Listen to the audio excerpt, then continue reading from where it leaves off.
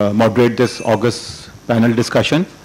As you know, our topic today is ethical dilemmas in workplace and countering strategies, and we have a very strong panel here. So the format of the discussion will be that we will have a few minutes to talk about the different aspects of ethical dilemmas and ethical situations, and then we will have a series of questions. We will try to make it as interactive as possible. So as I believe you are being shown on the screen here, the login for the Slido app, and you search for #GED 2019. And to make it interactive, actually, you can post all your questions to the panel through this app. And I think we will spend a lot of time on the Q&A to maximize the interaction and the participation of the audience.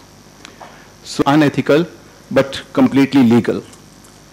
And one of the famous ethics writers, Mary Guy, defines ethics very beautifully and very smartly as that behavior which is the right thing to do given the circumstances.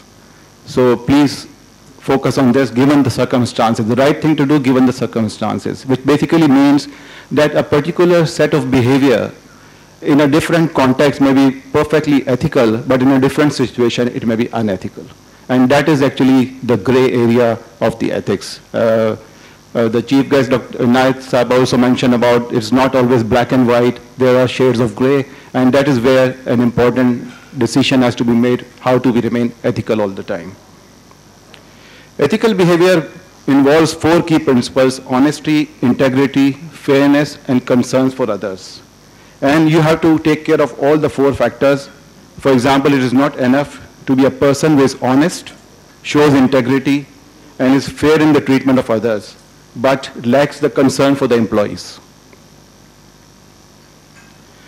One of the biggest challenges in terms of ethics at the workplace that we face is to keep a balance among 5 forces. And I'm not referring to the Porter analysis. I'm talking about the 5 forces that we deal with the workplace. And these are the employer or the shareholder, your employees or colleagues, your customers, suppliers, and competition. One needs to keep a delicate balance in managing the affairs with all 5 stakeholders in the equation to ensure there is no unethical behavior. The philosopher, businessman Nicholas Taleb has argued that there are some topics about which experts are more knowledgeable about than non-experts. And he cites the example of brain surgery, astrophysics, etc. And there are topics about which experts have little advantage over non-experts. And those areas are religion, politics, and ethics. So agreement on standards of ethical behavior is certainly inherently very, very difficult. Talking about ethics in the workplace, the first question that comes to mind is it possible to do something about employee integrity? And my thought on that is that one cannot do much about a person's personal integrity, but organizations can certainly do something about their employees' ethical or unethical behavior. All psychologists will confirm that behavior can indeed be changed or modified. So if ethics is about behavior and behavior can be changed, then certainly ethics can be managed. The real game is in the management of ethics is about taking an approach to promote ethical behavior and avoid unethical behavior. With this background, I would request now Aleem Saab, first of all, to share his views on a particular aspect of ethical dilemmas at the workplace in the context of Pakistan. Assalamu alaikum, ladies and gentlemen. Thank you, Shoaib sir. Actually, it is not so complicated as it may sound. It's basically a culture. I think we don't have to go into the definition and all those which the speakers before us has already mentioned. It's the practice which really makes a difference. And certainly there is so much pressure on the job that you do. A lot of people, first of all, you have to have a system in an organization to make sure that people do understand what are the do's and don'ts of this company, of this organization. Secondly, how do you inculcate that culture into the organization. People come and go. I mean, the new people come, the middle management, the senior management. Certainly it's the responsibility of the senior management, but the middle management cannot absorb themselves of the responsibility. But it doesn't come in one day. It has to be sustained on a long-term basis. People do know and have to be reminded that what is acceptable in our culture and what is not. The reason is that I think thousands of years of your hard work, which creates the reputation of an organization, if you do care about your reputation, can be destroyed in one or two incidents that take place. And the examples are many. Volkswagen, for example, incident that you all know, Arthur Henderson incident, many Enron and all those. And mind you, there are such incidents in Pakistan as well, although they don't come on the surface. But there are cases where people, and there are organizations which are very well respected, and there are organizations which in the same category, but they have a different perception in the mind of the people. Why? Because time and again, the people have demonstrated in good organizations that they mean business. So at this stage, I would stop here before move on. Okay. Can we request Ehsan Saab to talk about ethics beyond organization, beyond your own organization? Bilkul. So, Assalamu alaikum. I mean, without adding into the definition or to the definitions that have already been provided on ethics, what I wanted to say, and taking or leveraging on the point that Aleem Saab very rightly made about culture, I think it may just be a pure coincidence, or perhaps not a pure coincidence, that two people from Unilever happen to be on the stage today. So that I think confirms one of the points that Aleem Saab made, that there are organizations that build that culture and become known for adopting what I would like to call responsible practices. My definition of ethics is very simple. It is about very much about responsible practices, responsible behaviors, right? My dilemma, or not so much a dilemma, but the challenge arises from how do you define the workplace. The easiest thing to do is to define the workplace as your own organization. And I would think that we will be preaching to the converted. I think most of you adopt very ethical practices within the organizations that you come from, and there's perhaps very little room for improvement. But I think the challenges arise when you widen the definition of the workplace, because in my opinion, workplace does not stop within the boundaries of your office or your factory. It actually extends throughout your value chain. And it was in recognition of that the Pakistan Business Council decided 3 years ago to set up what we call the Center of Excellence in Responsible Business. Because responsible business is about taking the ethical standards that you dearly value within the organization and trying to make sure that your suppliers and your customers and the wider community that you interact with also adopt these. So I want to just give you very simple examples. I'm sure most of your organizations value people. Yeah. So you have definitions of how do you employ people, how do you secure the employment, how do you look after them, how do you promote them, develop them, etc., etc. But how many stop at that and don't care two hoots about what the contractors that you use to provide certain services to your organization do? Yeah. So in my humble opinion, responsible practice is not the workplace within your own boundaries. It goes well beyond. The same applies to paying taxes. All of you pay taxes. You're very liberal, not liberal, but you pay taxes on when they're due. But how many of you ensure that your customers pay taxes, your suppliers pay taxes? All of you look after the environment very responsibly. But then again, in Pakistan, we keep our own home very tidy, but we don't care two hoots about what happens outside on the street. So the same applies into your value chains. And I could go on. Inclusive, growth is something we dearly value. We try and promote more women into our own organizations, but how many of us ensure that our suppliers do it and our customers do that? And of course, we all believe in developing communities, yeah? But what is the definition of the community? The widest definition of the community is the country that we live in, Pakistan. And what is Pakistan facing today? Where are the two key pressure points that are coming on Pakistan's economy? They are in the fiscal domain. So of course we pay taxes, but perhaps we could do more to ensure that our customers and suppliers do that. But also our external account is challenged. How many of us are content in making money and saying, well, we've actually done our task, but we have no responsibility to export more because that's not within our ambit of operation, or certainly we're not going to do anything to create import substitution. So a lot of the growth in the kind of business that I work for comes from imported oil. So what can we do in order to create that import substitution?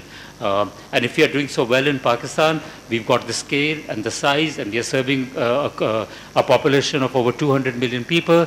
We've therefore got some unit cost advantages. Why can't we leverage them to export more within our own value chains across the world? So I'll stop at that. Thank you. Thank you. Navisa, your perspective? Yeah, so, Assalamu alaikum. Firstly, as Ahsan mentioned, that with organizations like ours who are aiming to develop this culture and inculcate it not only within our organization but also beyond our organization into the organization that we have influence in, it is important that the culture itself in terms of an ethical culture makes a real difference. Especially when it comes from big organizations which have scale like us, because when we become ethical, we can force our partners and suppliers to do the same. While I was researching on the topic, I came across an interesting kind of piece which I'd like to share. It's a story actually, and a lot of people you would have heard about the, if not. There's a research which was conducted in Stanford, which was by a psychologist called Zimbardo. The research's name was Stanford Prison Experiment. And the idea of that experiment was that he created a cell in the basement of Stanford University, and he hired certain people to play roles of guards and prisoners, and they were paid. And they were totally an experimental kind of piece, and the guards were told to treat the prisoners in a certain way. The guards were absolutely good people, no criminal background, they were carefully selected. However, the directions that they were given and the environment which was created around them forced them to do evil things to the prisoners, the people who were playing roles of a prisoner. And by the end of the experiment, they had internalized it so much that they were actually proposing as if things which were really, really evil. The idea really was, and the conclusion was that why do good people, well, a lot of reasonable people, some people who are not good, they can do evil stuff. Why do good people with good backgrounds, with good training, with good ethical kind of upbringing do bad stuff? And I think what Dr. Inayat was referring to it, how we incentivize people, and to the culture that we create, the situations that we create, force people to cross that boundary. And it's in certain cases, we've seen this in Enron, we've seen this in Tesco's, we've seen this in various kind of examples where the entire system, because of the environment which was created and what that environment deems as acceptable or not, really forces a peer pressure on people to be able to do things which are unethical. So really, as Ahsan mentioned, Lisa also said, we need to inculcate and drive a culture and live it to be able to drive ethical behaviors. Thank you, Naveed. Sadia? Thank you, Shoaib. I think you mentioned a number of good examples of what, how ethics is defined. But just as a follow on what Naveed just said, brought to mind a quote that I recently came across, that ethics is knowing the difference between what you have the right to do and what is the right thing to do. So you may have the right to do many things, but it is really that decision of how it impacts the stakeholders involved in that decision. Now, as you know, PICG does conduct a number of courses on corporate governance, and really feel that the basic tenets of corporate governance, which is transparency, fairness, accountability, responsibility, these are all the basic tenets of having an ethical behavior in the workplace as well. I just want to quote a small example which I came across yesterday in the workplace. And this is an institution which sort of spreads a good word about corporate governance. So we organize lots of different events, and we usually have a no cash policy when we advertise events and collect fees. But just so happened at a recent event, because there were lots of late registrants and last minute entries, we had to take a number of cash payments. After the event, the finance minister in his wisdom gave the cash payments and the checks to one of the office boys to deposit in the bank.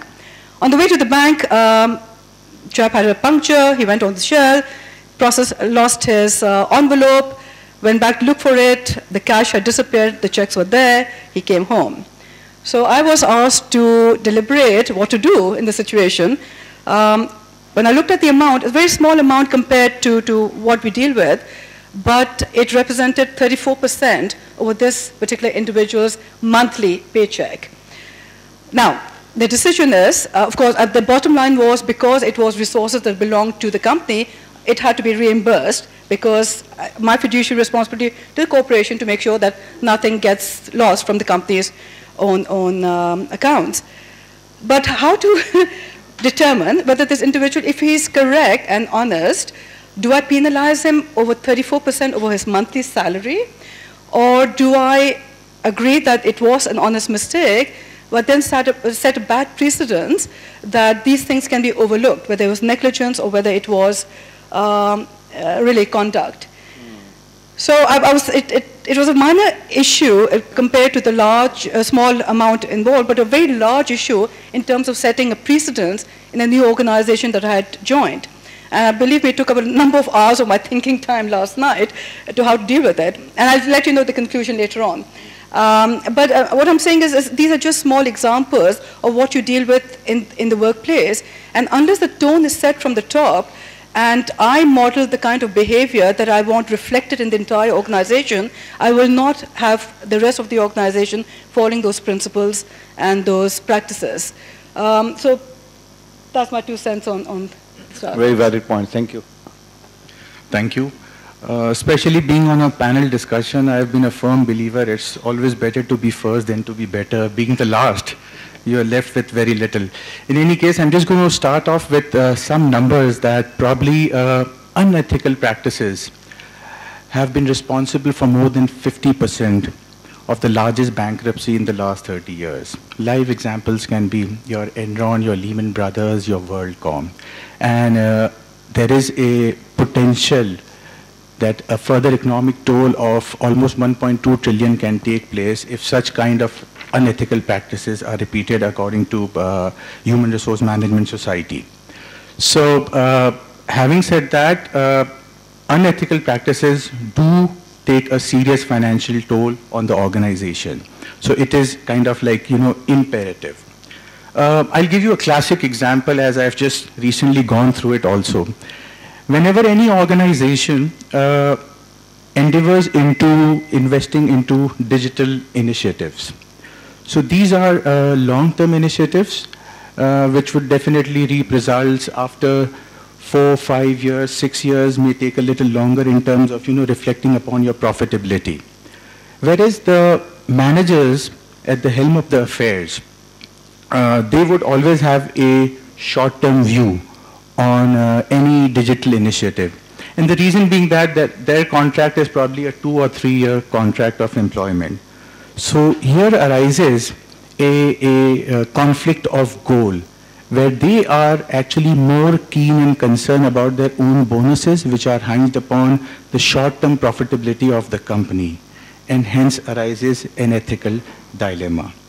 So since many areas have been touched upon, I'm just going to focus a little on the causes and reasons of ethical dilemma. How do they kind of occur in any organization?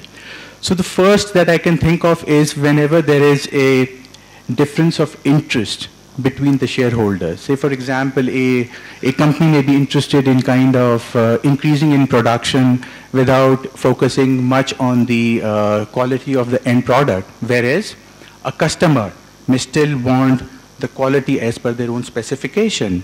One promotion, so one might try to kind of take all the credit of the work the other has done. One just last bit that I would like to emphasize is that any action that is legal should not be misconstrued as ethical also. There is a very common term that we use, and that is called ethical legalism. So one has to understand an action can be legal, but it may not be ethical for an organization. With that, I'll just stop here. Thank you. Thank you, Suleiman. I hope that all of you are actually logged into Slido, and I can see a few questions here. But certainly, everyone is welcome to ask more questions. So, Suleiman, since you were complaining you were the last one on the panel, so let's start the Q&A from you. And with respect to, obviously, we talked about, Dr. and I talked about the global financial crisis and the mistrust that we have seen in the financial services, especially with respect to the lack of trust and confidence among for broker-dealers and the investment managers. So can you tell us some of the steps that you think that we can take in Pakistan's market environment at PSX to improve upon this situation? Sure. So I'm not a veteran to the Pakistan Stock Exchange. It's been just 1.5 years. So the first issue and the challenge that was table placed, and we did a lot of research on that, was why there is a distrust between the investor fraternity, especially individual investors, and the broker fraternity. So we did an analysis and went back into 10 years history to look at, what has been the cause and what are the symptoms. So on an average, if you have 2 broker default every year, consistently for the last 10 years, that's kind of a non-starter, and hence we see a lot of mistrust. The second identification of this entire research was that what is that goes wrong in terms of apart from defaults and compliances. So we discovered that the biggest challenge is mis-selling and miscommunication. So at most of the time, people who are out there in the brokerage industry or in the investment advisory business who are selling their products are actually not trained on lines in terms of what to sell. In order to kind of make an extra buck or so, they will probably end up selling an equity product to maybe a retired person or something like that, or a retired school teacher. So the second biggest challenge is miscommunication and mis-selling. Now coming to what initiatives have we taken in terms of kind of resolving these issues. So first of all, there's an institution which is Pakistan Market Institution, Pakistan Capital Market Institution. The job is to, when you buy your shares, you buy your securities, move it into your CDC account. Don't expect that securities to be stayed, just don't let it be in the custody of the brokers. So these are few steps, and above all, probably a challenge that Pakistan Stock Exchange has been facing is even a step beyond the broker relationship with investors. That was the trading platform. So the kind of resistance I have faced in my last 6 months is just unbelievable in terms of bringing in a new trading platform, which we are going to acquire from Shenzhen Stock Exchange, which is world's 3rd largest traded value exchange in the world. So of course there were many ethical issues attached to it. From the shareholder side, we have a Chinese percent shareholding with the Chinese who wanted to go for the new trading platform in terms of having the China Connect to get online with Hong Kong Stock Exchange, London Stock Exchange. But again, we had directors from the broker side who had certain skepticism in terms of a very robust surveillance system entailing AI and big data into it. So kind of there were serious ethical dilemmas, but I'm really happy that now we have reached a stage that we are moving ahead with the new trading platform. We are doing more trainings to kind of create more awareness on part of the investors to understand what to expect from the broker. Thank you. Thank you. Sadia, you have a very diverse background working for regulator, for private sector, and now with PICG as well. One of the questions that I would like to ask you is basically about the material non-public information. And unfortunately, in our marketplace, what we have seen is that at times that information is so widely available that you get access to it, even if you are trying to avoid it.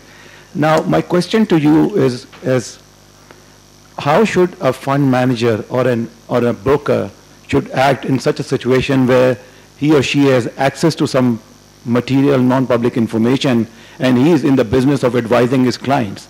How to react to, how to solve this ethical dilemma?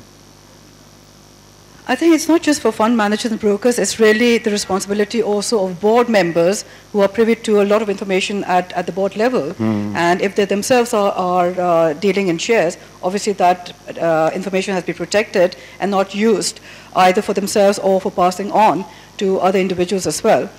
It really goes to the heart of what we're talking about, the ethics and how it is imparted to a particular community or individuals responsible for a certain function.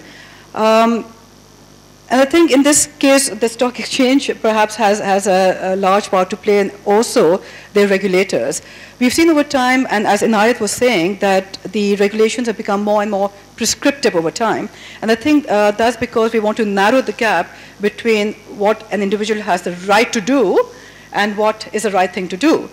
So in terms of conflicts of interest, in terms of sharing of information, in terms of the use of company resources, they've all become pretty prescriptive. You see the code of ethics or the code of conduct of any organization, whether it's 1 page or whether it's 50 pages, it pretty much deals with the same issues that you shall or shall not do to try and reduce as much as possible the gray area that the employee has to work with, short of having an ethics officer interpreting every ambiguous situation. I think it is very much to the individual to be able to come up with that right decision, given the parameters. I think a lot has to do with, as we were discussing earlier, the environment and the society in which we operate, and of course the precedents set by the leaders.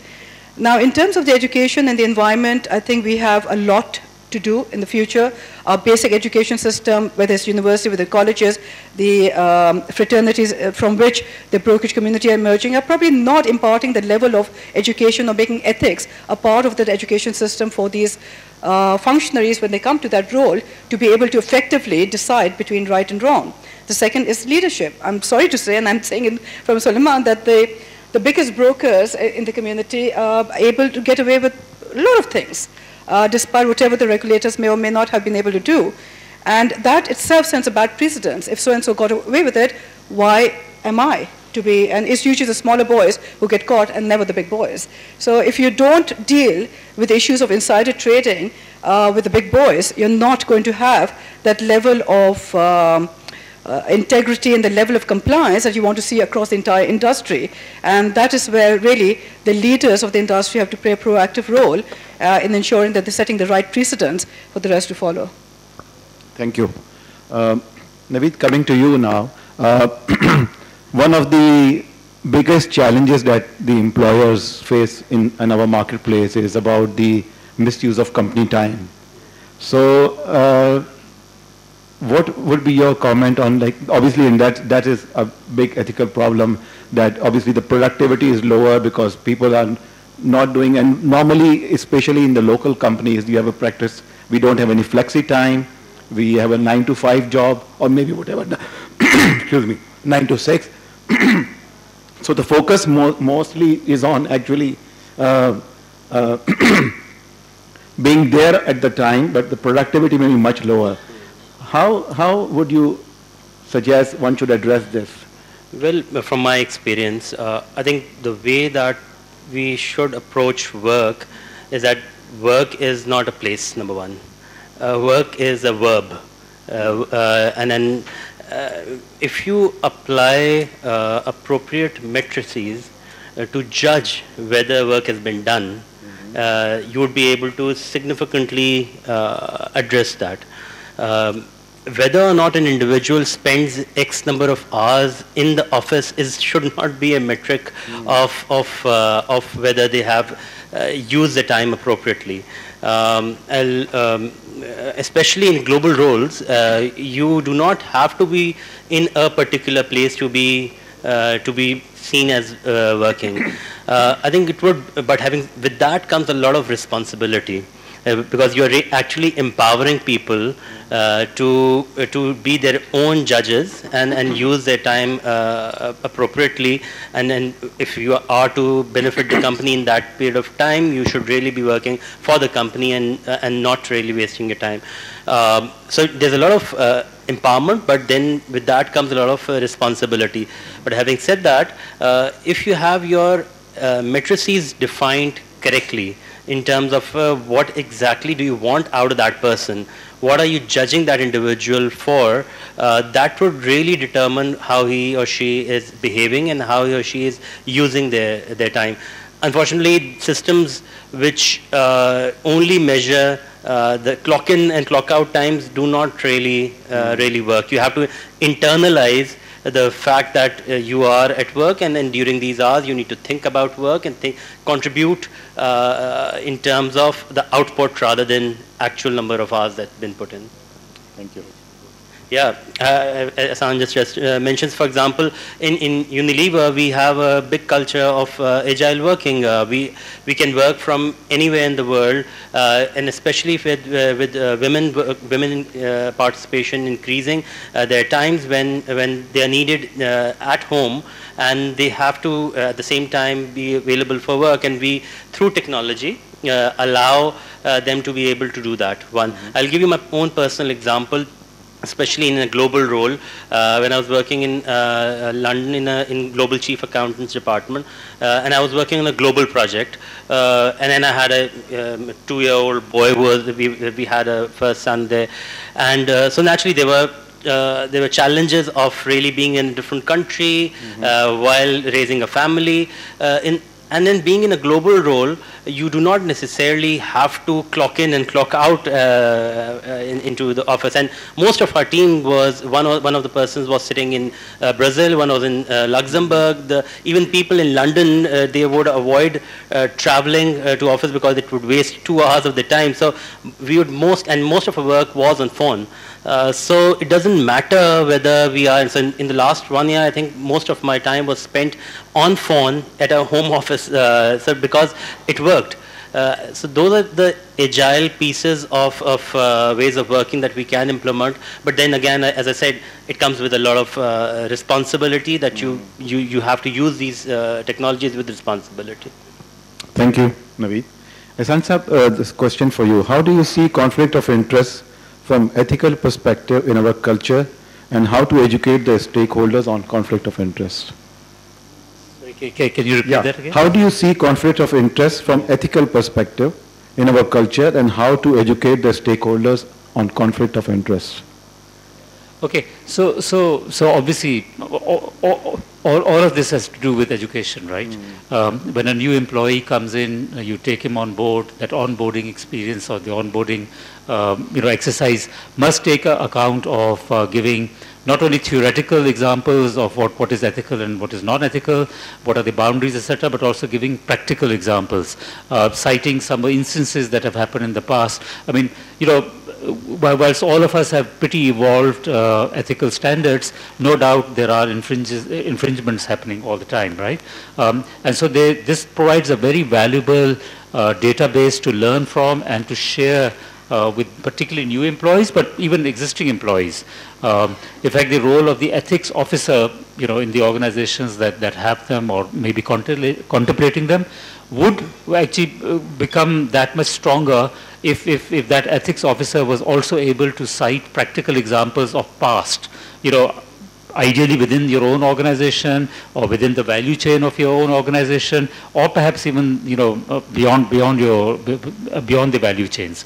So I think it's constant education and sharing of examples, and of course also empowering the individual to be able to deal with them, based again on the past experience. Thank you, Ahsan sir. Alim sir, we already talked about the ethical dilemma from the perspective of the stock exchange. Coming back to that topic, from the company's perspective, we have seen that there have been different instances. I would not quote any example, but there have been many instances in the past and the recent past as well, about cooked books of accounts. And certainly when the financial numbers are not correct, they give a wrong signal to the investors. And obviously the companies are responsible. And at the same time, to some extent, I would hold the auditors also accountable for that. So what would be your comment on that, and how can we improve the situation in our context?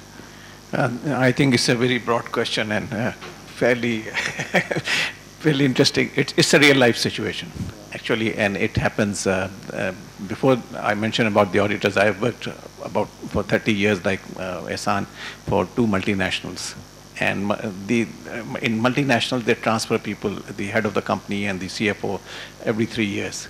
So I have seen many examples that, under pressure to meet the bonus targets, to meet the, and particularly in your last year of your assignment, people have tried to, achieve targets at that level, without, without being really considering the ethical standards that they have themselves set and they are supposed to lead. So I've seen situation, and the companies have, the global companies have had a system where they have caught them, and that is where they have come out with system whereby, I don't know how much it is common, but instead of giving bonuses on a yearly basis, they have introduced the concept of deferred bonus, that they will give you your bonus after 3 years or after 2 years to make sure that subsequent audit, because the newcomer should not complain that, I've got an empty till to buy. So those are the examples. In Pakistan also, I have sat on the board of many leading companies. I'm still on the board of Anglo Corporation, and I'm the chairman of the audit committee. I have always been the chairman of the audit committee of the board in all the listed companies that I have sat. I have come across many examples. I'm not mentioning about Anglo, but I have come across many companies when situation where if the profit is too much, then they want to suppress it by making provisions which are not necessary. And there are situations when the profit is not as much as the target is or as the shareholders expect, then they say, why do we need this provision? Why should we? So, and that's where the test comes, that the auditors, how much in league are the auditors. Good auditors will not allow this to happen, or if at all, they would put up the note, and it's up to the board to basically own this. And I think that is probably one of the reasons that our Code of Corporate Governance has emphasized that the independent director should be heading the audit committee, because that's where the role comes. And again, talking of the multinationals, Ehsan will support me on this, that many companies would not allow the same nationality of CEO and the CFO. They would make sure that if the national is the CEO, then the CFO should be, so that those ethical controls and all those should not be compromised. So there are checks and balances. This is a real life situation. Even today, I've seen many examples, and ethics is not necessarily the misuse of funds or accruals and profitability. Providing off-spec product, that's unethical, and that happens every day in this country, in Pakistan, in the oil business. That what product that you accept and what you supply, and many companies, not necessarily big names, will not risk those. But as I said at the start, it's your reputation. If you care for your reputation, the good companies, whether national or international, they will never risk these type of things. They will forego their business. So those are living examples. And your question, to wrap up your question on the auditors normally would catch up and would not allow this to happen. But the system is not 100% foolproof. Yeah, Naveed, please. Aleem Saab touched upon the evaluation and targets piece. I probably would want to kind of elaborate on that. And both from an organization's performance evaluation, specifically the manager's performance as an organization, and which determines your bonuses at the end of the day.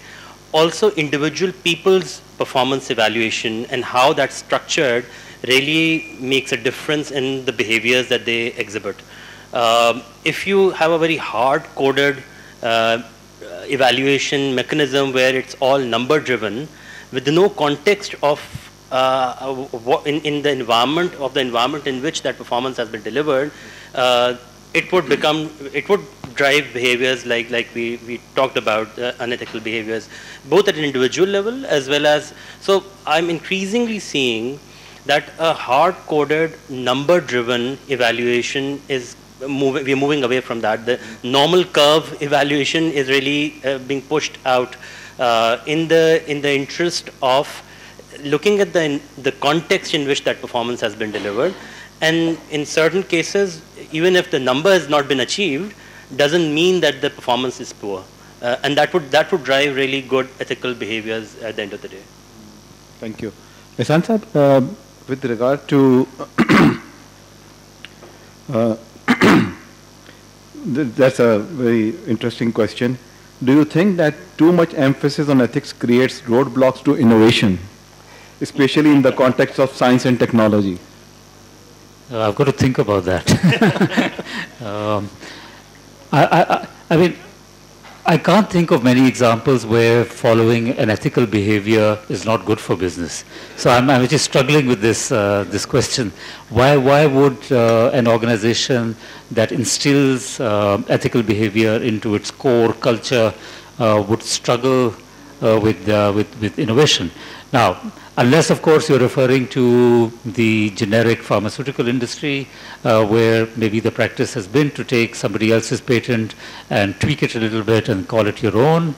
And then, of course, the industry grows, and we have a neighboring country where I mean, the generic pharmaceutical industry and the API production has greatly benefited by tweaking the patents and so on and so forth.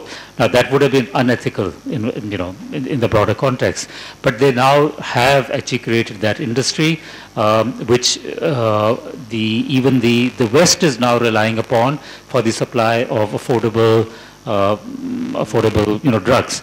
So can you, in the scheme of things, justify that? Well, it has certainly made drugs more affordable. And otherwise, of course, than otherwise. So in that sense, perhaps, yeah.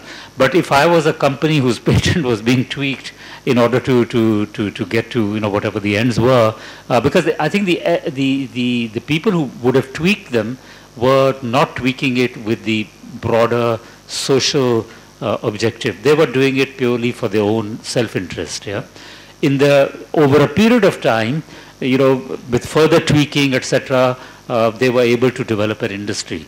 I would certainly not recommend that would be the way forward. But yes, I mean there are examples where innovation has actually benefited by not following an ethical behavior, and that is indeed a dilemma. Thank you. Sadia, in your current role as the CEO of the PICG, how much focus do you have on ethics in terms of your programs, directors training program, and other events you do? Shoaib, as I mentioned earlier, we really feel that ethics is integrally connected to corporate governance. The way the program has been designed, initially the directors training program, there was a lot of stuff received from the IFC World Bank on the basis of which we developed our content further. I'm in the process of revamping that, and there are 3 elements that I want coded into every module that we deliver as part of directors training. One is, of course, my pet topic, which is diversity. One is sustainability, and third is ethics. So we're going through, again, the trainers to make sure that all our faculty, whether they're talking about finance or about strategy or about performance evaluation, they keep looking at these 3 elements as well while delivering their particular content. Apart from that, we also have an increasing interest in delivering sessions and seminars just on ethics. In fact, we're already in talks with ACCA to try and combine our efforts there to try and deliver this content to as many corporations as possible. The third element is our in-house corporate advisory, and again, increasing level of interest in us coming in formulating the code of ethics and formulating the ethics policies and other related areas where we can help out as part of our advisory services. So we find that in all areas, whether it's open enrollment, whether it's company-specific, or whether it's in-house corporate advisory, there is a high focus on ethics, and we're doing an increasing amount of delivery on that subject. Thank you. Suleiman, why do people take legal ways to do unethical things, especially in the financial sector? Yeah, so as I had mentioned earlier, that probably something can be legal but not ethical. So give you an example. Probably there is a defect in a product that is being sold by a manufacturing firm, and what they're doing is actually they're not kind of disclosing that defect. It's not an overt lie, but it's kind of being dishonest in terms of not providing all the information that is required to be known by your buyer. So I think Sadia also mentioned that probably, you know, doing what is right and being right, these are two separate things. We face dilemmas in our organizations where there are positions for chief executives available and there are sitting directors who have applied for it. So kind of again, it's a tricky situation to deal with, whether, you know, you really can apply in that position without, you know, tendering your resignation. How does it kind of provides a level playing field to all the directors to interview while you are there sitting there. So again, it's a very tricky situation where, you know, people, if they want to use it in their own favor, they would probably resort to the legality part of it. If it's not working their way, probably then the ethics comes into play. So it's a little unfortunate, but it's a gray area. Thank you. Sadia, coming back to you, if you wear your regulator hat back again, regulators in our market has been to kind of over-regulate to ensure ethical behavior. Now, how do you create a right balance between regulation and the development of the markets to ensure that the innovation, again, is not stifled? Thank you, Shoaib. As I said, it's been a while since I was a regulator, but just going back to those early days, I remember the first few weeks that I was inducted into the organization and the first few show cause notices that we issued to corporations. The directors who were coming in were the peons and the drivers of those corporations who had been asked to be directors on paper and weren't actually, of course. And starting from that level and then working on the code of corporate governance and then seeing the sea change, at least in the thinking and behavior, had been very satisfying to a certain level. And the whole aim in those days was really to strike the balance between the policeman and being a partner in development. And I think we managed to do that a bit in those days. And successive, of course, regimes have tried to do it in their own fashion as well.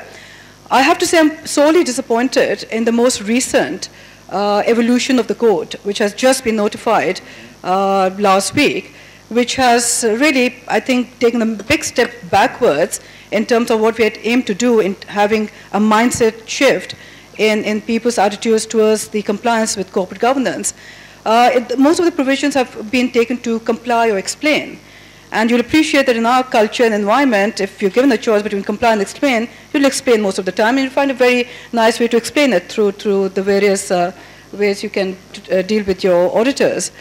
I'm disappointed because, one, I don't think that we had reached the level of maturity in our corporate sector, and I don't think we had reached that level of development in our economy to be able to do that right now.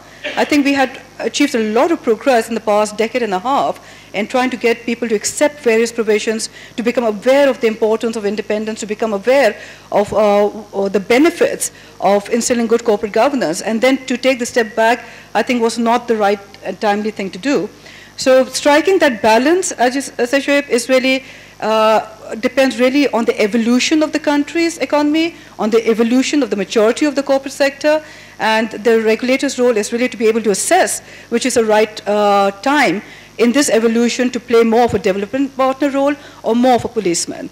And I think all of us struggle with that, but as I said, I am not in agreement with the current situation. Thank you. Naveed, there's a question for you now, and that is about which is very typical in our marketplace to hire third-party contract employees. And the question coming from the audience is basically that one of the ethical dilemma or the I would say the objective is basically not to give them the long-term benefits. How do you see this situation, and is it an example of unethical behavior? Well,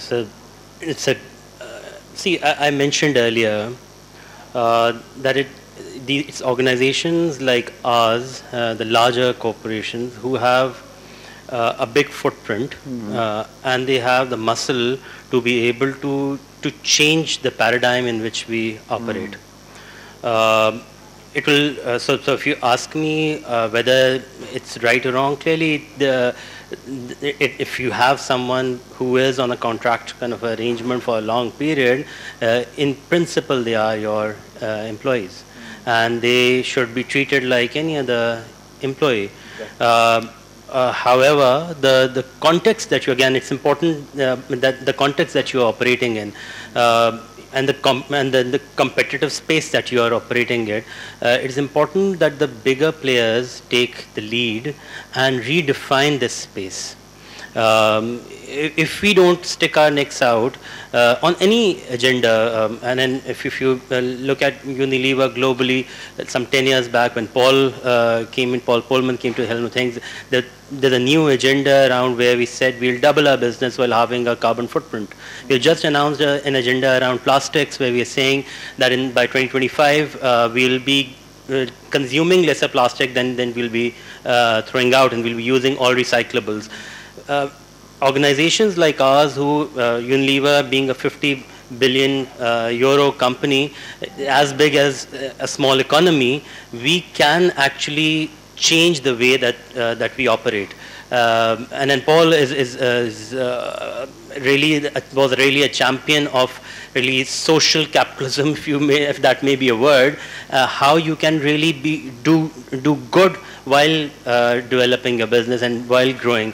And if we don't set those standards, the smaller players, the other players in the industry, they can never do that.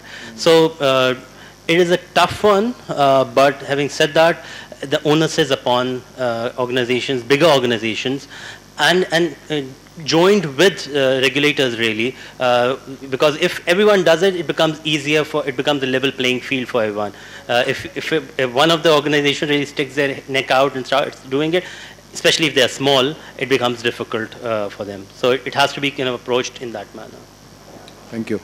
Ehsan sir, with regards to, because you have a multinational background, so my question to you is that if you have like people coming from different backgrounds, different countries, different skill sets, you have a mix of skilled and unskilled people. So how do you practice a common ethical standard, and what is the best way to do that? I think from the ground up. So at every level, the code that you adopt, whether you call it code of business practices or whatever you want to call it, it has to be the same, right? It has to be the same at the factory floor. It has to be same at the board level, at the executive level, and so on. So I don't believe that because you have diversity in the makeup of your people, that you need to have different ethical standards. So ethical standards are common.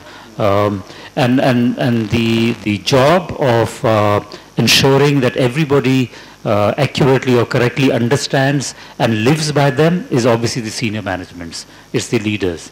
So at a plant level, it would be the plant managers, but it would be the supply chain directors, and so on. But as I was trying to make the point earlier, the responsibility shouldn't really just stop there. It has to go into the extended value chain.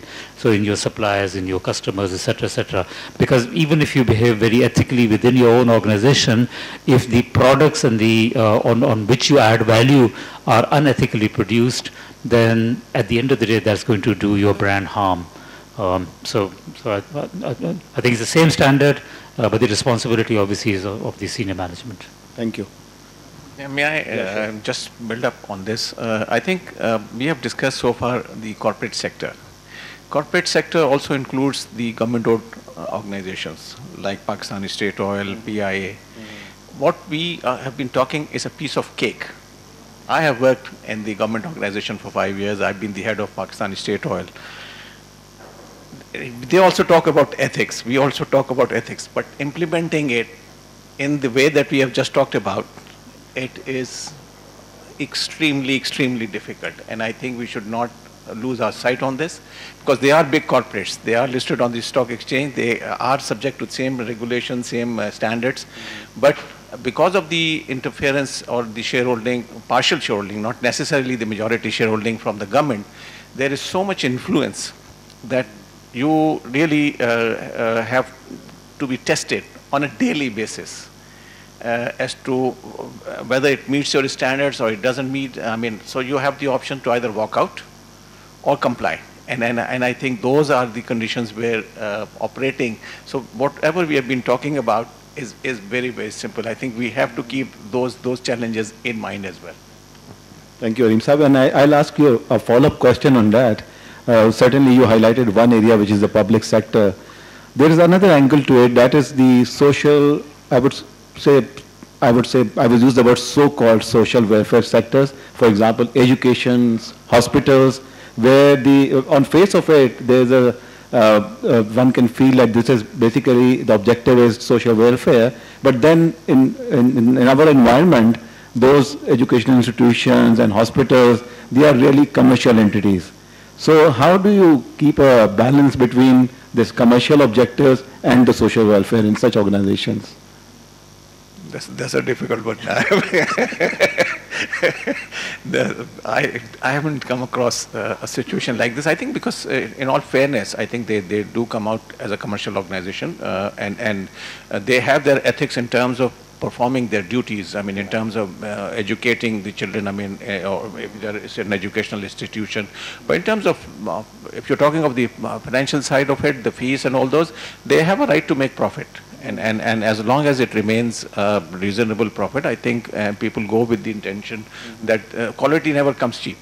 So if they are providing you quality education and providing you at a price which is better than higher than the others, I see no problem. But as long as they are honest in terms of delivering the product that they have promised, in raising the standard, in delivering the quality of comprehensive education, I see no problem. Any other thoughts? I mean, absolutely agree with that. I think an organization can be a hospital or an education institution, but can be for profit, as long as that's very clearly set out and the principles are, transparent and so on, and the behavior is ethical. I mean, absolutely nothing wrong with that. Okay, thank you. Yeah. I just wanted to, sure. I mean, I don't know whether you're running out of questions or not. Yeah. Just want to say that I just returned from Brussels, and I think some of you would be familiar with the fact that the EU, the European Union, has granted Pakistan what they call the GSP Plus, this General System of Preferences Plus facility, whereby particularly our textile goods, but it's not limited to textile goods, but textiles has been the biggest beneficiary of this. They are able to export free of any import duty there. And every 2 years there's a review. And that review is done in the context, a very broad context, but the broadest or the most prominent aspect of that review is how Pakistan is conforming to the 27 United Nations conventions. And these are to do with human rights and labor and so on. But they also look at how the businesses, particularly the businesses that are benefiting by the GSP Plus, but not limited to that, how the businesses are according by the general standards that they expect you to conform to. So, here's a dilemma. If Pakistan does not conform to the 27 conventions in a meaningful manner, according to the commitments that they made, and they don't expect you, the country, to come up to from 0 to 100 in year one. And this has been going on since, what, 2014, right? So we've had a number of years of this, and it's going to expire in 2023. So there's one review now, and there's going to be another review before the end of it. So here's a practical example. If you don't conform to this, you would actually lose the ability to export or on a duty-free basis. And if that happens, our exports to EU could come down by $1.5 billion. We're struggling with 21, 22, whatever billion, and losing $2 billion would be the consequence. Well, there are a lot of more questions, but I've been told that we are running out of time. So if any panel member would like to give a final thoughts, if anybody would like to share. Yeah. I just would like to wrap up by saying that, it is very important. This subject is very important, and it's a live subject. And I think we should practice it right from the junior level to the senior level, and there are various surveys, international surveys, and even in surveys in Pakistan, which suggest that people don't believe in this. But I think that is that this is not a one-time exercise. This is a constant exercise, and this should be followed up, because reputation means a lot. It's not your financials only, it's your reputation, and it's not built over 1 year, over 2 years. And I mean, why do young graduates would like to join company X, company Y, and organization A and B, and they don't want to go to other organizations? So I think this is something that people have to keep in mind, and I think the role of the leaders like us is very much there, that we practice and what we preach on this. Sure. And Aleem Saab, just to build on what you said. Can I just add to that? Sure. I mean, I saw a banner there. It says, let's put ethics at the heart of everything we do. Let's measure up. I want to focus on the term measure up, right? You only measure up if you know where you were and where you are going to go to, right? So the practice that we've adopted at the Center of Excellence in Responsible Business is that we do a baseline survey before we start any initiative, whether it's on, for example, inclusive growth or responsible practices towards the environment, etc. And rightly, I think we start from the people that are closest to us. So these are predominantly members of the Pakistan Business Council. Yeah. So we ask them what is your level of incorporation, for example, of women at various levels. Yeah. So this is at the beginning of the journey. Then every year thereafter we do the same. So we partner IFC, and we will be partnering other organizations, etc. And that measure then gives you an idea of whether you're making any progress or not. Obviously, we would ideally like to have more people participate in that. But we've started with where it was the easiest. But we would now like to have more organizations participate in measuring up. Thank you. Sadia, you wanted to add something? I think it's important to distinguish between ethical dilemmas within the workplace, and those are some of the issues we spoke about today: confidentiality, misuse of resources, etc. But then there's also the ethical dilemmas vis-a-vis the choices that a corporation makes towards the community, towards society. And I think more and more focus needs to be put on that as well. And two reasons. One, of course, the one push is coming from your employee base. The new generation, the millennials, are very much purpose-driven. And they only want to join organizations, work for organizations which have that purpose. And the other push is coming from your international investors. And we've seen a lot of them vote with their feet and go away from businesses that were not involved in ethical practices. We had one case where a Finnish company came in with a large investment and realized that there was child labor within that industry, had to scoot very quickly because there was a big fallout politically in their country. But also, I mean, just as a side, when we're talking about sustainability, I mean, having plastic bottles right in front of us does not really augur well. So we all really need to walk the talk and do it in all aspects of our life, not just one of them. I often say in jest, but I mean it seriously, we can't talk about diversity in the workplace and have the men in the organization treat their co-workers with respect, but then just go home and beat up their wives. So really, it's really part of the society and the mindset that we need to change. And as I said, charity begins at home. Thank you. Suleiman? Just last bit. As I've always said, that probably we as a nation, we have just miserably failed in documenting our success stories. Right? You have the likes of Khadis and so many success stories in this country. Have we documented those? No. So what are we going to give it to our next generation? Likewise, from this platform, I would strongly suggest that what we do is we start documenting these case studies, because there's nothing legal and illegal about it. It's just about right and wrong. So I think it's high time that, we should have more case studies on these institutions, how they have dealt with a certain situation, which is an ethical dilemma. So maybe we can refer it, the generation can refer it in the days to come. Thank you. Very quickly, I spent out 3-4 years in London. When I was there, I used to think that why is it that we as a nation can't be as organized and as respecting of the norms and the laws as people over there were. And I'll give you an example. I went to attend Wimbledon, and this was a 4-hour line. And even to get into the line, you had to take a ticket. So, and no one would skip the line, the place in the line, not let alone when you get to the entrance gate. No one can dare do that. But even in the line, they would just not do it. And I think the reason is that they are assured that when it's their turn, they will get it. And there's this belief that I do not have to skip the line, because the system works to make sure that when it's your turn, when you are supposed to get something, you will get it. And that's where you institutionalize the ethics in the society, institutionalize obedience of law in the society. And I think that's what they have done better. If we make sure that, and it comes with implementation, make sure that whatever ethical standards, laws that are being promulgated, we need to make sure that they are implemented so that no one has an incentive to skip the line. Naveed, very well point. And in this context, I would like to add here that in the marketplace, there are certain organizations which feel that it is important for them to stay in the marketplace, and they have to be unethical because there are other players who are also unethical. So in order to survive, you have to be unethical.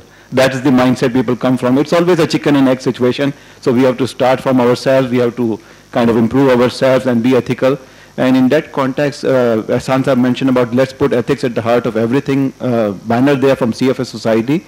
So one thing that I would like to share is that until a few years ago, CF Institute, which is a wealth of information and material on ethics training, we used to confine it to ourselves. And our website has got a lot of information, lot of case studies and situations. So obviously only the members of the CFS Society or the CF Institute could get access to that. Now in the last few years, a major change that has come about is that anybody, any of us can go to the website, create an account, generate a username and password, and you can have access to all that information. And from the context of what we are talking about, they have a special section which is called Ethics in Practice. And every week, a new short case, which takes you about 15 minutes to do, to read and answer. So there's a short case of 1 to 2 paragraphs, followed by one question, multiple choice questions. And you can go there, you can log in, and every Monday they put in a new case. And you can actually see how the ethics work in practice. And obviously you can comment on it as well. So like I was looking at the case which was posted 2 days ago on Monday, and there are already 20 comments on it. So you can kind of benefit from the interaction with the global audience. So I would encourage all of you to actually go to the website, log in, create a login, and then access that information. And then there are online ethics programs also. These are more extended programs which take like 1 hour to about 90 minutes to complete. And with this, I would like to conclude this very good interactive session. I apologize that many of the questions from the audience could not be covered due to paucity of time. Thank you very much.